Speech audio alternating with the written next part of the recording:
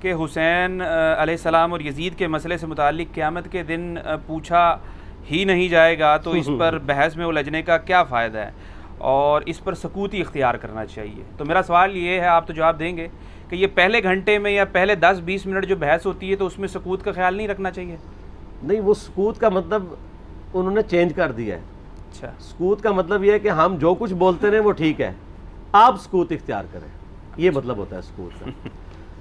میں اس سوال کے اوپر نا 2 گھنٹے بول سکتا ہوں، لیکن کوشش کروں گا کہ میں مختصر سے وقت میں یہ کیڑا نکالوں۔ یہ موسٹ آسکڈ کوسچن ہے اس وقت، اور وہ بھی صرف اس لیے بنا ہے کہ میں نے کچے چٹے کھول دیے ہیں آل امیہ کے، بخاری اور مسلم کی روشنی میں۔ اب ان کو پڑ گئے ہیں ہاتھ پاؤں، تو اب یہ کہہ رہے ہیں سکوت اختیار کریں۔ جب آپ لوگ ناسبیت پھیلا رہے تھے، ناسبی کہتے ہیں جو سیدنا علی کے خلاف کھڑے ہونے والے لوگ ہیں، یزیدیت پھیلا رہے تھے، اس وقت آپ لوگوں کو کوئی شرم و حیا نہیں آئی ہے۔ اس وقت اگر آپ کو کہتے بھی تھے سکوت اختیار کریں تو آپ کہتے تھے نہیں جی نہیں، یہ بڑا ضروری ہے، یہ آج کل بدعت پھیلی ہیں، ہم نے اس پہ بولنا ہے، یہ کرنا ہے۔ اب جب آپ کو آ کے کسی نے کنفرنٹ کرنا شروع کیا ہے اور آپ کا پورا کچا چٹا کھول کے بخاری مسلم کی روشنی میں یہ ریسرچ پیپر لکھ دیا ہے، 200 احادیث میں نے اس میں جمع کی ہیں، اکثر بخاری مسلم سے، واقعہ کربلا کے پس منظر کے اوپر۔ یہ کربلا ایک دن میں نہیں ہوئی، اب ان کو پڑ گئے ہاتھ پاؤں اور یہ کہہ رہے ہیں وہ جی ایسی باتیں نہیں کرنی چاہیے۔ پہلے میں تو الزامی جواب اس کا دیتا ہوں، الزامی جواب پھکی والا، اینٹی وینم، لاجیکل آنسر اس لیے ضروری ہوتا ہے تاکہ دماغ میں ڈرل ہو، کوئی بات اندر داخل ہو۔ مجھے یہ بتائیں کہ ڈاکٹر ذاکر نائک نے جب 2009 کے اندر یزید کو رضی اللہ عنہ کہا، اس وقت کون کون سے علماء تھے اہل حدیث کے یا دیوبند کے؟ بریلویوں کو بھی تھے لیکن وہ بھی اپنی حاضری لگا رہے تھے، ان کو چھوڑ دیں۔ شیعہ نے تو بولنا ہی تھا کہ جنہوں نے فرنٹ سے لیڈ کر کے ڈاکٹر ذاکر نائک کو یہ کہا ہو کہ آپ سکوت اختیار کر لیں، کسی نے بھی نہیں کیا، مزہ لے رہے تھے اس کا۔ ڈاکٹر ذاکر نائک نے جب 2009 میں یہ فتنہ اٹھایا، میں ان کی بڑا احترام کرتا ہوں، آپ کو پتا ہے میں ان کو پروموٹ بھی کرتا ہوں، علمی اختلاف اپنی جگہ۔ میں نے جب اس کو کنفرنٹ کیا، اس کو علمی دلائل کے ساتھ جواب دیا، تو یہ سارے ہمارے پیچھے پڑ گئے۔ یعنی آپ ہمارے سروں پہ جوتیاں بھی مارتے ہیں اور ہمارے رونے پہ بھی بندی لگاتے ہیں، اس کو کوئی نہیں کچھ کہہ رہا۔ جب ہم نے جواب دیا تو سارے ہمیں کہنے لگے جی آپ سکوت اختیار کر لیں۔ ڈاکٹر ذاکر نائک کو کسی نے کہا سکوت اختیار کریں؟ اب آج کے بعد نہ کوئی ریکارڈ کرا دے، پچھلے 10 سالوں میں کوئی ویڈیو دکھائیں، 10 سالوں میں نہیں دکھائیں، شروع کے 2-3 سالوں میں، 2009 10 11 12 میں ڈاکٹر ذاکر نائک کا نام لے کے کسی نے کہا سکوت اختیار کریں؟ تو وہ تو سکوت کا مطلب یہ کہتے ہیں کہ آل امیہ کو آپ ننگا نہ کریں، اہل بیت کی آپ جتنی مرضی گستاخیاں کر لیں، ان کے دشمنوں کو جتنا مرضی بڑھا چڑھا کے بیان کریں، اس پہ یہ راضی رہتے ہیں۔ تو ان کو تو سکوت نہیں کرواتے، ان کو تو حافظہ اللہ کہتے ہیں، ان کو تو دامت برکاتم عالیہ کہتے ہیں، اور جو جواب دے رہا ہے احادیث کی روشنی میں اس کو کہتے ہیں آپ سکوت اختیار کریں۔ تو بخاری مسلم کو ہم پھر بند کر دیں؟ میں نے تو اپنی کو بات ہی نہیں کی ہے، میں تو صحیح الاسناد حدیث سے بیان کرتا ہوں۔ اور دوسرا، صرف اس معاملے میں کیوں سکوت اختیار کریں؟ وہ کہتے ہیں نہیں، اس لیے دیکھیں جی کربلا ہو چکی، کام ختم ہو گیا، اثرات تو آج تک ہیں، وہ تو پھر غزوہ بدر بھی ہو چکی ہوئی ہے، تو رمضان شریف میں آپ غزوہ بدر کے اوپر کیوں جمعے پڑھاتے ہیں؟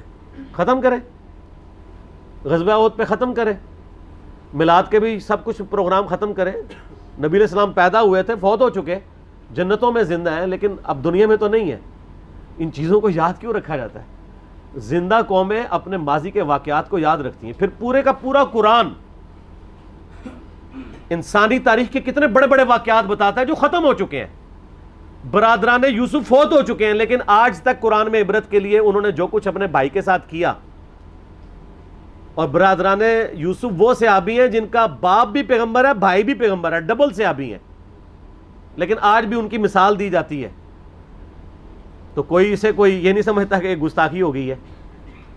پھر الٹیمیٹلی آ کے تو وہ سورہ بقرہ کی آیات پیش کرتے ہیں، تلک امۃ قد خلت لہا ما کسبت ولکم ما کسبتم، اور ظالموں اس آیت کا ترجمہ ہی تم لوگوں نے بدل دیا ہے۔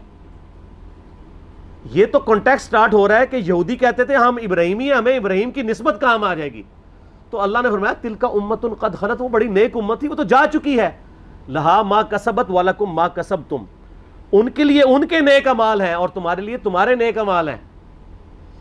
لہا ما کسبت ہے،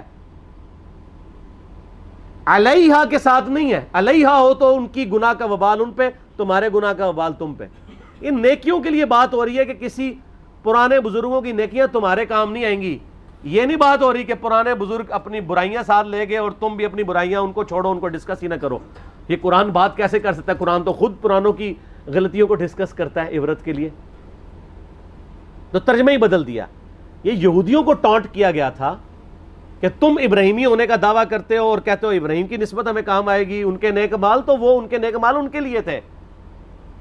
ہم ویسے کر رہے یہی ہیں، یا اللہ جو کچھ بھی ہے تیرے محبوب کی امت سے ہے. اس کے لیے، اس کو کنڈیم کرنے کے لیے تھا. انہوں نے پکڑ کے اس کا ترجمہ ہی بدل کے اور ہی مطلب اس میں سے نکال دیا. تو پھر اللہ تعالیٰ کی طرف سے بھی بندے چھوڑ دیے جاتے ہیں نا ایسے لوگوں پہ.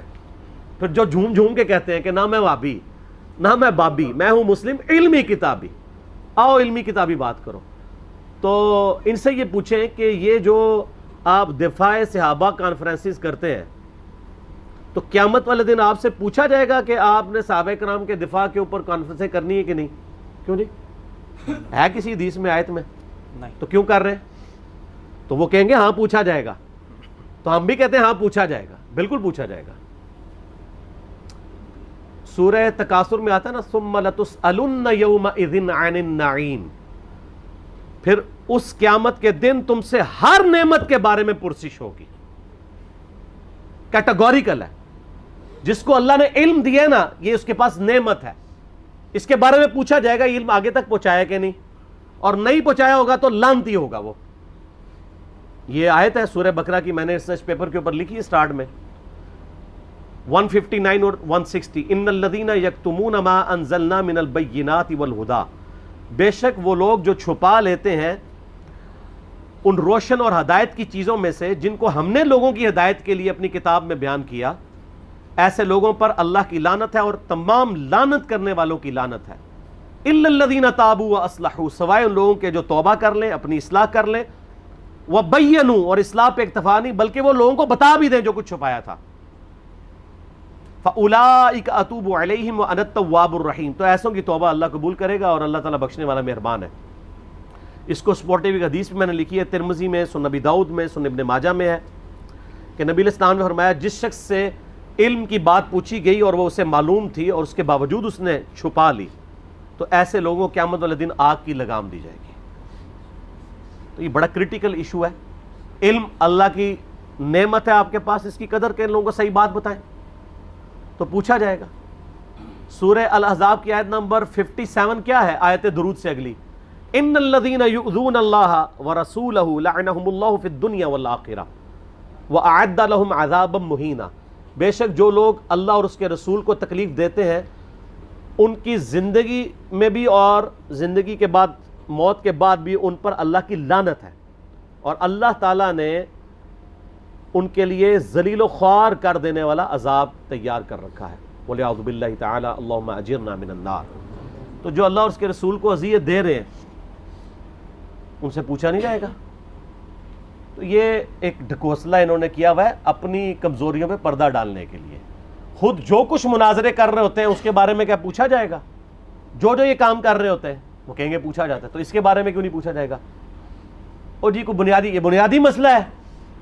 فضائل صحابہ احمد بن حنبل کی کتاب میں 2 روایتیں ہیں صحیح سند کے ساتھ. ایک روایت میں ہے کہ سیدنا علی بن ابی طالب کہتے ہیں، یہ حدیث موقوف ہے اور ظاہر غیبی خبر ہے، نبی علیہ السلام کے بتانے پر موقوف ہے، کہ میری وجہ سے 2 فرقے گمراہ ہوں گے، ایک میری محبت میں غلوف کر کے، ایک میری دشمنی میں غلوف کر کے. اور دوسری روایت میں ہے فضائل صحابہ احمد بن حنبل کی کتاب میں کہ میری وجہ سے 2 فرقے دوزخ میں جائیں گے، ایک میری محبت میں غلوف کر کے، ایک میری دشمنی میں. تو جب آپ کی جنت اور دوزخ کا فیصلہ اس کے اوپر ہو رہا ہے تو پوچھا کیوں نہیں جائے گا؟ اچھا اپنا کام یہ پورا کر رہے ہیں کہ جو سیدنا علی کی شان میں غلوف کر رہے ہیں ان کو یہ خوب سمجھا رہے ہیں کہ جی آپ اپنے آپ کو صحیح طریقے سے صحیح بندے کا پتر بنا لو ورنہ پوچھا جائے گا. تو جو سیدنا علی کے مخالفین ہیں ان کو سمجھانے کی ذمہ داری کس کی ہے؟ ان کو کون سمجھائے گا؟ وہ ساری اس پلیٹ فارم سے سمجھایا جا رہا ہے، دونوں کو سمجھایا جا رہا ہے اللہ کے فضل سے. تو جنت و دوزخ کا تو فیصلہ ہونا ہے. پھر جو صحیح مسلم کی حدیث ہے 240 انٹرنیشنل نمبر کے مطابق علی سے محبت نہیں رکھے گا مگر مؤمن، علی سے بغض نہیں رکھے گا مگر منافق. تو آپ کے ایمان کا لٹمس ٹیسٹ ہی جو ہے وہ محبت علی ہے. تو جنت اور دوزخ کا فیصلہ اس کے اوپر نہیں ہونا. پھر غدیر خم کی حدیث جو صحیح مسلم میں 6225 سے 6228 تک ہے، آپ علیہ السلام کا آخری خطبوں میں سے ایک خطبہ ہے وفات سے 2.5 مہینے پہلے خم نامی گاؤں میں. اس میں کیا الفاظ ہیں؟ اے لوگو آگاہ ہو جاؤ، میں بھی ایک انسان ہوں، قریب ہے کہ اللہ کا قاصد یعنی موت کا فرشتہ میرے پاس آئے اور میں اس کی دعوت قبول کر لوں. میں اپنے بعد تم میں 2 بھاری چیزیں چھوڑ کے جا رہا ہوں. ان میں سے پہلی چیز اللہ کی کتاب ہے، اس میں ہدایت ہے، اس میں نور ہے. تم اللہ کی کتاب کو پکڑو، اپنا تعلق اس کے ساتھ مضبوط کرو.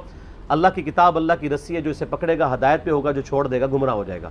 اور دوسری بھاری چیز میرے اہل بیت ہیں. پھر 3 دفعہ آپ علیہ السلام نے فرمایا میں اپنے اہل بیت کے معاملے میں تمہیں اللہ کا خوف دلاتا ہوں، میں اپنے اہل بیت کے معاملے میں تمہیں اللہ کا خوف دلاتا ہوں، میں اپنے اہل بیت کے معاملے میں تمہیں اللہ کا خوف دلاتا ہوں. جب نبی علیہ السلام آپ کو ڈرا رہے ہیں، وہاں تو کسی نے کہا یا رسول اللہ اہل بیت کے بارے میں پوچھا جائے گا.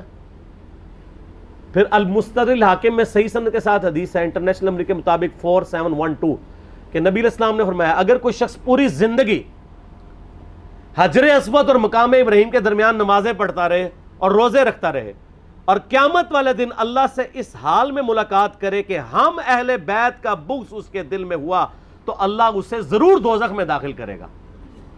اگر اہل بیت کا بغض نمازوں کے باوجود، اور عام نمازیں نہیں، حجر اسود اور مقام ابراہیم کے درمیان اور روزے رکھنے کے باوجود آپ کو دوزخ میں لے جا سکتا ہے، تو کیوں نہیں پوچھا جائے گا؟ ایک کہانیاں بند کرو. اصل میں ان بیچاروں کا بھی قصور نہیں، ان کے بڑے بزرگ بھی ان کو کہانیاں کراتے رہے. انہوں نے وہی کہانیاں سن کے تو آگے بیان کی. ان کو کیا پتا تھا کہ آگے تو مسئلہ کھڑا ہو جائے گا. آگے تو ہر جگہ ہی آواز آ رہی ہے کہ نہ میں وہابی، نہ میں بابی، میں ہوں مسلم علمی کتابی. ان کے تو گاٹے فٹ ہوگی یہ چیز. تو یہ اتنی ساری آیات اور احادیث اس بات کا ثبوت ہے کہ یہ سچائی ہے. اور یہ سکوت کا صرف آپ کو کہتے ہیں، جو بکواسات کر رہے ہوتے ہیں ان کو نہیں کہتے. مودودی صاحب کے پیچھے پنجے جھاڑ کے پیچھے پڑ گئے، جی مودودی صاحب نے خلافت و ملوکیت لکھ کے مصیبت کھڑی کی.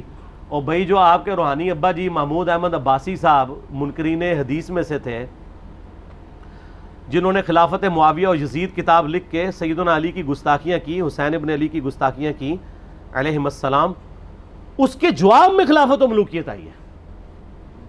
کہتے نہیں ایویں لکھ دی، ایویں نہیں لکھی، جواب میں لکھی ہے. اور پھر سعودیہ کی فنڈنگ کے بعد یہاں پہ لوگوں نے جب حسین ابن علی کو نیچے کرنا شروع کیا اور یزید کو اوپر اور یزیدی پارٹی کو اوپر کرنا شروع کیا، تو پھر 5B آ گیا. آپ دیکھیں کبھی بھی انیشیٹو اہل بیت کے چاہنے والوں کی طرف سے نہیں لیا جاتا. یہ تو ہم جواب والی سائڈ پہ بیٹھے ہوتے ہیں، ہمیشہ یہ پنگا لیتے ہیں، ہم جواب دیتے ہیں. جب جواب دیتے ہیں ان کی ہوتی ہے ٹھکائی، پھر یہ کہتے ہیں سکوت اختیار کر لیں. سمجھ آ گئی آپ کو پوری گیم؟ یہ سکوت کا بات یہ کرتے ہی اس لیے ہیں کہ ان کی ہوتی ہے ٹھکائی. ان کو تو یہ حدیثیں ہضم نہیں ہوتی ہیں. اب یہ اپنے عوام کو منہ نہیں دکھا سکتے، پھر ان کو بڑی مصیبت کھڑی ہو جاتی ہے کہ اب کیا کریں، کس طریقے سے اب قابو کریں. تو آخری حل یہ ہے سکوت اختیار کر لیں. سکوت آپ لوگوں نے تو کوئی نہیں اختیار کیا ہوا. آپ کے سامنے جب صحابہ کرام کی توہین ہوتی ہے تو آپ کیوں شیعہ کو سمجھاتے ہیں؟ سکوت اختیار کریں نا. کون سا آپ سے قیامت دن پوچھا جائے گا؟ یہ میں الزامی طور پہ بات کر رہا ہوں. اور آپ کے بڑے بزرگ سیدنا علی اور حسین ابن علی کی گستاخیاں کریں، ان سے اپنے بغض کا اظہار کریں. جب ہم ان کو سمجھائیں تو ہمیں کہتے ہیں آپ سکوت اختیار کریں. تو سر یہ 2 نمبر پالیسی چھوڑ دیں. میں نے پہلے بھی ان کو کہا ہے کہ لوگ گھاس کھانا چھوڑ چکے ہیں. پہلے لوگوں کو آپ نے بے زبان بھیڑے بنایا ہوا تھا، اب لوگوں کے ہاتھ میں قرآن و حدیث آ گیا. اور اس ریسرچ پیپر کے بعد تو یقین کریں ان کے پلے کوئی شے نہیں رہی ہے. یہ ریسرچ پیپر آپ ضرور منگوا کے پڑھیں. ایکسٹرا آرڈنری ریسرچ پیپر ہے. انشاءاللہ آپ کو معاملات کلیئر ہو جائیں گے انشاءاللہ تعالی. ٹھیک ہو گیا؟